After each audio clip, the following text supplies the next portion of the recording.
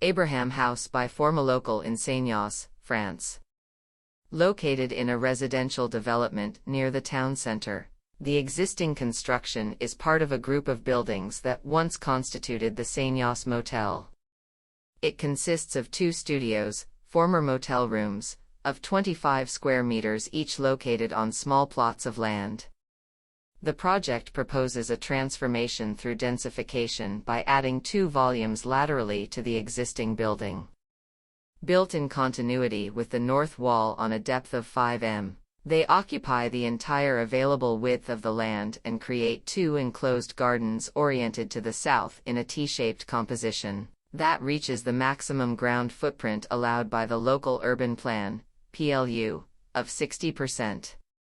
The large openings made in the existing walls create transparency between the 2 gardens in the east/west direction, and organize a single-level living space shared between the interior and exterior.